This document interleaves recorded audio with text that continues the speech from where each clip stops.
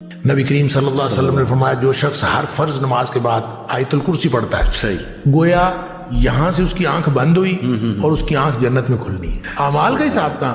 تو یعنی مومن کے لیے سارے مراحل ہی آسان ہو جائیں گے انشاءاللہ. اچھا ایک سوال شیخ بہت کرتے ہیں، عذاب روح کو ہوتا ہے یا جسم کو ہوتا ہے یا دونوں ایٹ دا سیم ٹائم؟ مثال کے طور پہ جب ہم خواب میں ہوتے ہیں تو خواب میں اللہ تعالیٰ معاف فرمائے سانپ ڈس لے، انسان یہاں سے فوت ہوتا ہے اور مرنے کے بعد پھر قبر میں جاتا ہے، قبر سے نکلے گا حشر میں جائے گا، حشر سے نکلے گا اور پھر یہ یعنی پل صراط سے بھی گزرنا ہے، جہنم کو بھی دیکھنا ہے اور پھر اللہ کرے جنت میں، جنت اور جہنم کا فیصلہ اللہ تعالیٰ ہم سب کو جنت الفردوس عطا فرمائے. یہ ایک لمبا سفر ہے. صحیح اس میں برزخ ایک بڑی لمبی زندگی ہے. تو اس کے بعد آخرت میں کا پہلا دن جو ہے قیامت والا دن 50,000 سال کا دن ہے. سبحان اللہ. اب وہ دیکھیں کتنا لمبا دن ہے، بڑا لمبا عرصہ ہے یہ سارا. صحیح. مومن کے لیے یہ اتنا لمبا نہیں ہوگا. ٹھیک. اب دیکھیں وہ سارا سکویز کر دیا جائے گا. صحیح. اور وہ اس کے لیے تو وہ تو ایسے ہے جیسے عصر سے لے کے مغرب تک کا وہ وقت ملتا ہے، اس کو فوراً گزر جائے. اس کا مطلب یہ سارے مراحل آنے ہیں لیکن مومن کے لیے تکلیف دہ نہیں ہوں گے. صحیح. یعنی کوئی بھی مرحلہ ہوگا تکلیف دہ نہیں ہوگا. جب جیسے قیامت کی بات کی قرآن نے، یوم یفر المرء من اخیہ وامہ وابیہ وصاحبتہ وبنیہ لکل امرئ منہم یومئذ شأن یغنیہ. ہر شخص کو اپنی اپنی پڑی ہوگی، باپ بیٹا سب رشتے ختم. صحیح. لیکن ساتھ فرمایا وجوہ یومئذ مسفرہ، کچھ چہرے چمک رہے ہوں گے. اللہ. یعنی انتہائی خوفناک صورتحال بتا کے سبحان اللہ بتایا کہ وجوہ یومئذ مسفرہ، کچھ چہرے چمک رہے ہوں گے اور صرف چمک نہیں رہے ہوں گے، ضاحکۃ مستبشرہ، خوش ہوں گے اور ہنس رہے ہوں گے.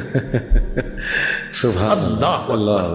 اس ماحول میں کچھ ہنس رہے ہوں گے. تو اس کا مطلب ہے مومن کے لیے یہاں تک ہی ہے ساری جو خرابیاں ہیں، اور مومن کے لیے ساری سختیاں موت سے پہلے تک ہیں. اللہ. جو ہی اس نے موت آنی ہے تو اس کے بعد تو آسانیاں شروع ہو گئی. اور اس دن اب وہ سختی جتنی بھی ہو، جتنی مرضی سختی کا دن ہو، سختی کی صورتحال ہو، پل صراط ایون ہو جس کے بارے میں کہا کہ وہ بہت باریک ہے، جہنم کے اوپر پل ہے اور وہ بال سے زیادہ باریک تلوار سے زیادہ تیز، تو ظاہر اس سے گزرنا مشکل. تو مومن تو وہاں سے یوں گزریں گے جیسے بجلی چمکتی ہے. تو اس کا مطلب ہے ان کو تو گزرنے کے لیے کوئی دقت نہیں ہوگی. بالکل صحیح. تو یہ ساری چیزیں آسان ہوتی جائیں گی اہل ایمان کے لیے. ہے صحیح، یہ سارا کا سارا پروسیجر ہونا ہے اللہ. لیکن اس پروسیجر کے دوران مومن کی زندگی جنت کی زندگی ہوگی. اور اس کے لیے اور بھی بہت سارے دلائل ہیں. جیسے مثال کے طور پر نبی کریم صلی اللہ علیہ وسلم نے فرمایا جو شخص ہر فرض نماز کے بعد آیت الکرسی پڑھتا ہے اس کے اور جنت کے درمیان صرف موت کا فاصلہ رہ جاتا ہے.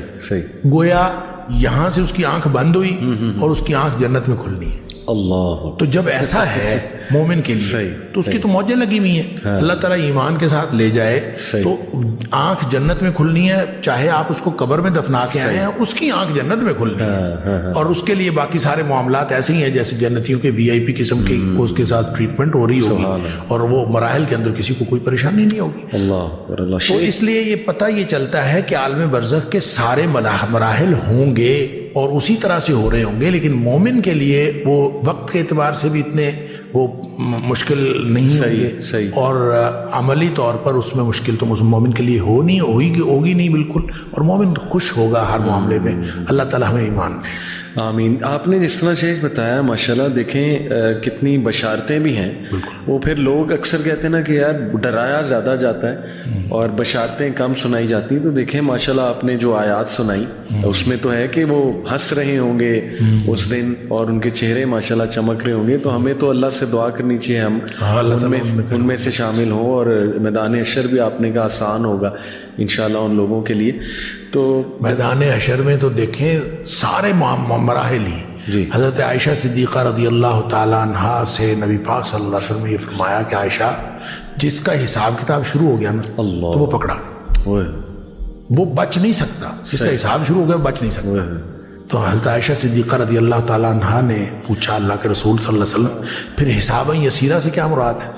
جو قرآن نے کہا فَيُحَاسِبُ حِسَابًا يَسِيرًا وَيُحَاسَبُ حِسَابًا يَسِيرًا، وہ اس کا حساب بالکل آسان لیا جائے گا. نبی کریم صلی اللہ علیہ وسلم فرمایا عائشہ وہ حساب نہیں ہوگا، وہ تو صرف پیشی ہوگی. وہ سامنے ایک دفعہ پیش کیا جائے گا اور اس کے بعد کہا جائے گا جاؤ. بس اتنا ہی. اعمال کا حساب کہاں. تو یعنی مومن کے لیے سارے مراحل ہی آسان ہو جائیں گے انشاءاللہ. تو اللہ تعالیٰ ہم سب کو ایمان دے تو پھر یہ چیزیں اور چینج ہو جاتی ہیں. آمین آمین.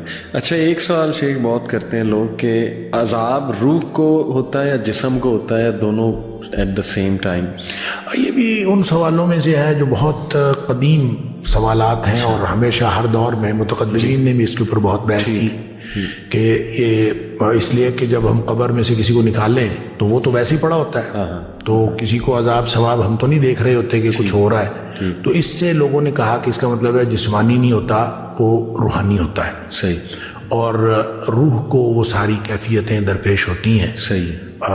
مسئلہ اصل میں یہ ہے کہ جیسے مثلاً یہ بھی تمثیل کے طور پر بیان کیا گیا کہ مثال کے طور پر جب ہم خواب میں ہوتے ہیں تو خواب میں اللہ تعالیٰ معاف فرمائے سانپ ڈس لے, ہاں جی, تو ہمیں جو سانپ ڈسنے کی تکلیف ہوتی ہے خواب میں وہ تو پوری ہوتی ہے. بالکل بالکل ٹھیک ہے. بالکل. یہ تو بعد میں پتہ چلتا ہے کہ وہ خواب تھا. ٹھیک ہے. تو اسی طرح اگر صرف محض روحانی طور پر ان کو دکھایا جائے کہ آپ کو سانپ ڈس رہے ہیں اور بچھو ڈس رہے ہیں اور اس طرح سے ہو رہا ہے, بظاہر وہ آرام سے پڑا ہوا ہے, فزیکلی وہاں پہ بچھو سانپ کوئی نہیں ہے, تو تکلیف تو اتنی ہی ہے. سبحان اللہ. بالکل بالکل صحیح. مطلب اگر اس کو تو بعد میں پتہ چلتا ہے, جیسے ہم خواب میں تو بعد میں ہم بیدار ہو جاتے ہیں, وہاں تو بیداری کوئی نہیں ہے, وہاں تو وہ بیدار ہو چکا ہے, بیداری کی حالت میں ہی ہو رہا ہے. کچھ لوگ کو نائٹ میں آتے ہیں, پسینے چھوٹے ہوتے ہیں اور وہ بلکہ چیخ رہے ہوتے ہیں, رو رہے ہوتے ہیں نائٹ تو میں. یہ کیفیت جو جس کو اللہ کریم نے عذاب کہا ہے وہ تو عذاب ہے.